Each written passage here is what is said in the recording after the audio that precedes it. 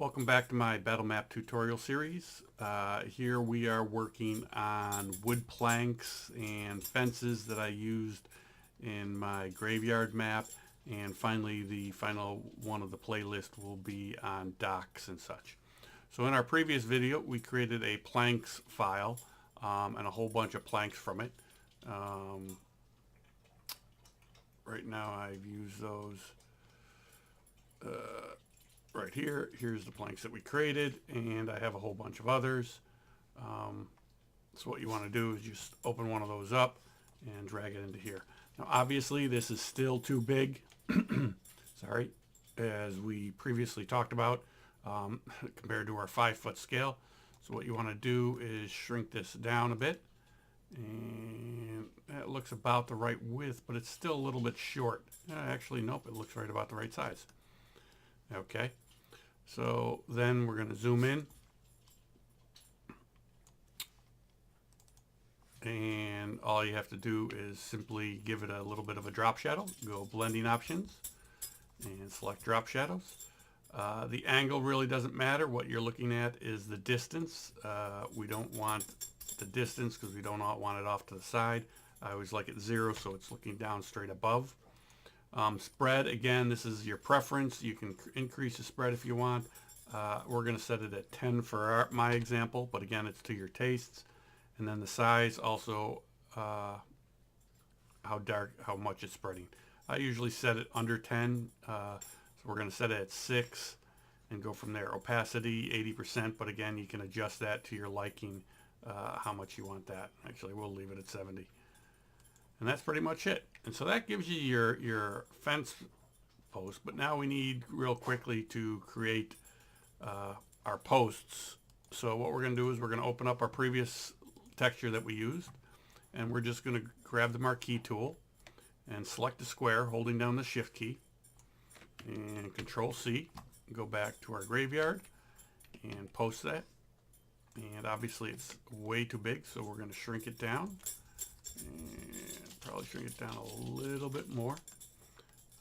Let's just zoom in here and just compare that to other guys. And again, this is your preference. You can make wider posts, so we'll just shrink that down just another pixel or so. There we go. Now you want to go to the post, and then I want to go to blending options, and we're going to put a little bit of a bevel on this. I have a bevel of 2 pixels, but again, you can increase that if you want a more pointed post, pointed wood post. You can do that. I like it a little bit out, and how much you soften. We want a little bit of an edge, so I'm going to leave that at 1 or 2 pixels. 2 pixels is fine. And that's pretty much it for that. This obviously is a little bit darker, so you can do that and just go to your brightness and darken that up. Maybe increase the contrast a little bit. And that looks much better. Now again, posts are never perfectly square, as you can sort of see with my other one. So a lot of times you'll just want to offset that. But what I would recommend is save this before you actually offset it. So before you transform it, just Control C, go here, new one, 22 pixels. Whoops, sorry. Close these guys down. Let's drag this layer over there. And hide that guy, because we lose our shadow with this, or our bevel, if we just cut and paste it. So we got our bevel, and then we're just going to save this off as post. Whoops, not a PXR. Post 01 in case you have more. So that saves it as a PNG, and so then you can, adjust it as you want. Oops. That's why.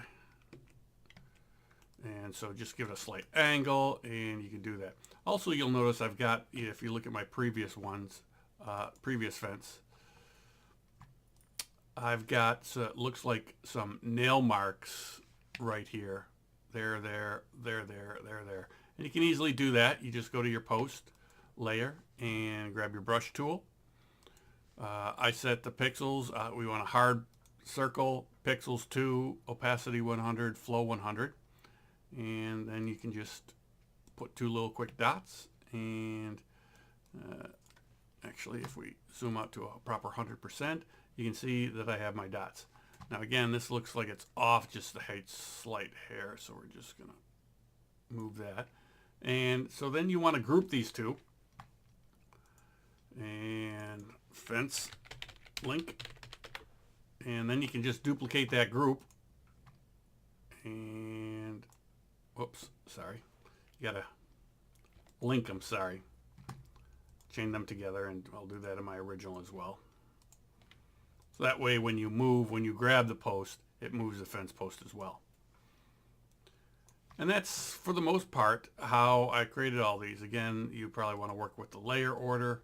Just drop that guy down as you move them around. And that's why you see the posts are all the same, or they have the same angle. That's why I usually don't like having that same one. So, oops, let's unlink that for a quick second and just tear that because it looks a little bit better. And so you can see just having the different angles and such. And then what I did down here was I just broke these off real quickly. Whoops, wrong keys. You just go in here, and again we'll select one of these wood posts, and you can just go cut that off. Whoops, sorry. Cut that piece off. Okay, and again you're going to want to apply the same layer effect, well, depending. So if you've got a piece that's lying on the ground, you may want to apply a little bit different layer effect. Or if you want to angle it, you can go perspective, image, transform perspective, and you can shrink that down and say, hey, yeah, it's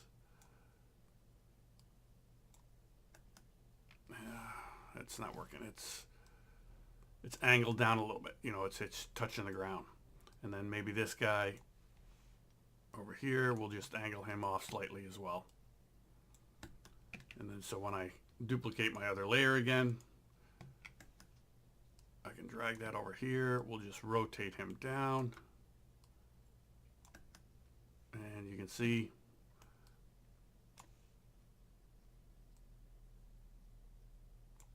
now there's my broken fence. And that's all there is to making fence posts. That's all for this video. We'll talk a little bit about more adding burn marks and docks in the next videos. Thanks.